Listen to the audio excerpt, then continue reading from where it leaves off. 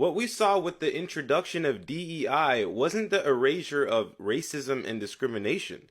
It was a shift in who it's socially acceptable to discriminate against. That shift is perfectly represented in this clip. Universities in our province are carrying out racist and sexist hiring programs, and this government appears to be happy about it. SFU has 15 professorships for Black applicants only. UVic has positions restricted to those who are Indigenous or transgender only. And UBC now openly excludes applicants if they are healthy white men. How does the NDP justify these discriminatory programs, Mr. Speaker? Attorney General. Thank you, Mr. Speaker. I'm often at a loss for words when this member asks questions, and I find myself in that place again. I would ask the member to seek to understand how racism and discrimination shows up in our communities. Our Human Rights Code, we're so proud of it on this side of the House, Mr. Speaker. My question to the Attorney General is this.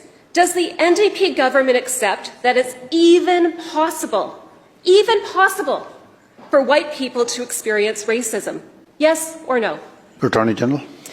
Mr. Speaker, what we believe in is a province that gives everybody the opportunity to have a good life, free from discrimination, free from barriers that are created based on their identity.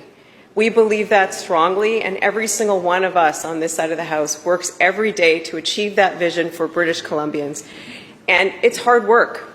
See, the reason she can't answer the question is because it would expose her hypocrisy and the true underlying objective of DEI, which isn't diversity like they claim, but division into protected class hierarchies based on theoretical oppression.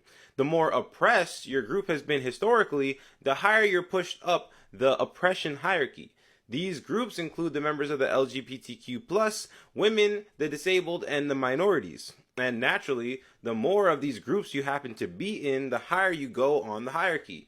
Meaning, the most oppressed person on earth, according to leftists, is a disabled, lesbian, transgender black woman, and naturally, the least oppressed person is a straight, able-bodied white man. But it goes further. Not only is that the archetype of the least oppressed person, it's also the model of the oppressor. That's why it's believed that it's impossible to be racist against white people, because in the eyes of leftists, they're the ones doing the oppressing.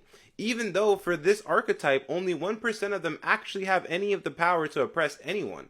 But DEI doesn't discriminate. It attacks all white men equally.